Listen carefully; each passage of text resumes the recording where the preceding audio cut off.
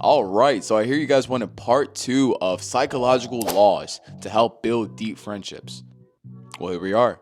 I'll give you five more. Starting with number one, the law of familiarity. Now, this principle is all about consistency. When you're used to something that you see every day, you start to get what? Comfortable with it. Whether it be friends, certain habits, items, events, anything. If you're used to a certain action, used to a certain circumstance happening every single day, you start to develop and adapt to the situation, to that person.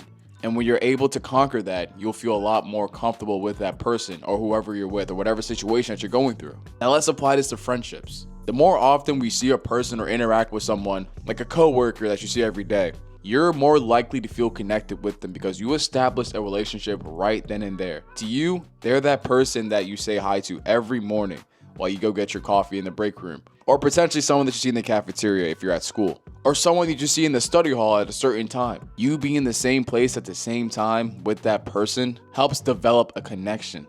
So, to apply this law, try to make it a point to spend regular time with people that you want to build friendships with. Get to know them on a level that you can understand what their hobbies are and try to develop certain type of habits with them. It can literally be something as simple as meeting up for coffee or study sessions. The consistent exposure will help you feel a lot more familiar with each other and you guys will develop a better friendship that way.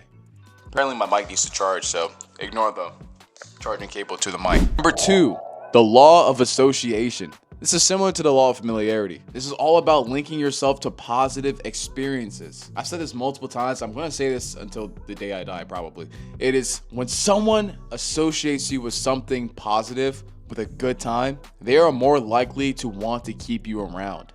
They want to spend more time with you. So when you go to a concert, when you go traveling, when you try out new food, hell, even if you go to maybe a scary haunted house, that experience, that fun, that serotonin, that dopamine, that type of exhilarating adrenaline that you guys experience together, that cements a friendship because that's something that you can recall on time and time again. You guys have friends that you talk to on the daily that you recall some funny experience that happened, whether you were at a party or you were at the park enjoying some random ass activity, or if you play sports, you recall back to a time where something crazy happened in the game. This is how you can apply the same type of pressure in friendships. Sharing positive, fun, meaningful memories with your friends. Creating those experiences. So that means that you can't shy away from doing things. You have to step outside your comfort zone to create those memories with future potential friends. Because once they start to associate those good vibes with you, that in turn will help you strengthen a friendship. So don't shy away from any opportunity that involves being friends with someone, being a regular person. The third law, the law of self-esteem. Now let's talk about the law of self-esteem here, all right? People naturally enjoy being around those who make them feel respected, wanted, loved, makes them feel valued. When you lift someone's self-esteem, they're more likely to hang out with you a lot more. Now in the modern day world, they call this glazing. But for any regular person who's just trying to make a friend, it's just literally trying to be a nice person. If you have a friend that you truly care about, it is your duty to boost their self-esteem. It's crazy when you think about it, but there's a lot of things in this world that are meant to diminish someone's self-esteem. Oh, you're not good enough for this. Oh, you're not good enough for that. This person's way better than you than this. What's up with that? Why are we badgering our friends with all this negative comment, all this negativity? Be the person that helps another person get out of that funk.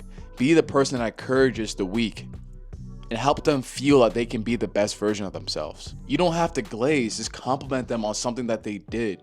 Show appreciation for their talents, their qualities. Show appreciation for themselves, for just being them, for being there for you as a friend or as a person. If this is someone that you're trying to make friends with, tell them you appreciate for giving you the time to hang out, or tell them that you appreciate how they handle certain situations. Tell them how nice of a person they are for doing this and that. Or if you get to know them a little bit, tell them, oh, listen, like this activity that you do requires so much determination, so much skill. I don't know how you do it. You know, really make them appreciate themselves by the words that you say. Our words are powerful. Use them to build friendships and use them to build their self-esteem. Small gestures go a long way when trying to build their confidence. And that's how you develop a connection. Number 4, the law of availability.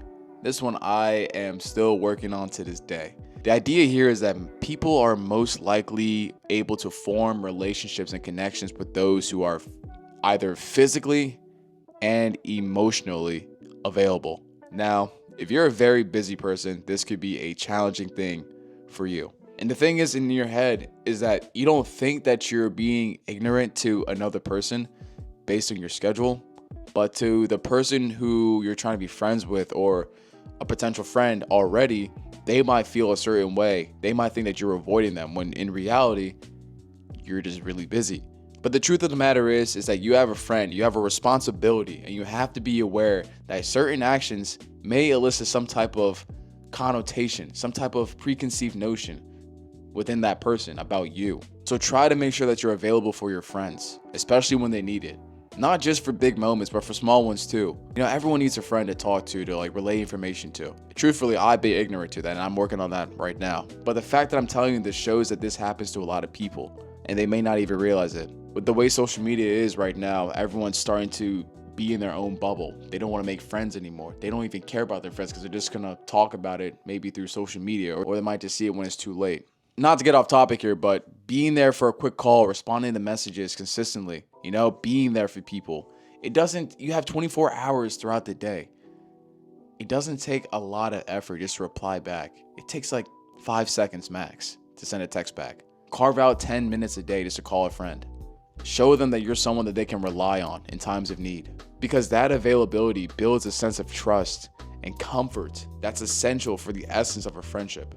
Last but not least, the last principle, the law of the rocky road. Not the ice cream. Hope you guys don't eat ice cream.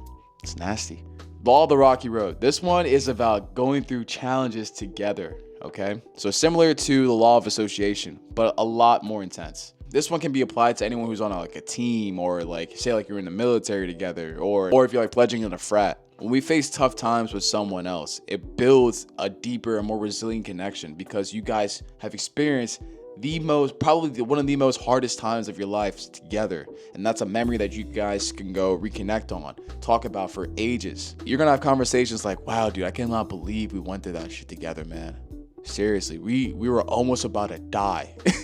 Isn't that crazy? We were almost about to die. How we make it through that? Conversations like that, man, I can't even put it into words how much better you guys feel talking about that, because you potentially went through one of the most challenging moments of your life and got through it together some way, somehow. And the key here is, though, is to not create any type of drama, but to just recall on difficult moments together. Whether that's offering support through some type of breakup, helping with a tough project, or just listening to someone in need. Getting through that moment together, having that shared challenge brings people closer together, because that creates trust and it shows them that you're there for them. And yeah, there you have it. Those are the 5 laws, 10 in total, but 5 for this video. The law of familiarity, association, self-esteem, availability, and the rocky road. No ice cream though. Hope you guys enjoyed this video. Please make sure to like, subscribe, comment down below what other laws that you use to build friendships. I'm curious. Other than that, develop a prodigy mindset and tackle your problems with everything you got. I believe in you. Take care. Peace.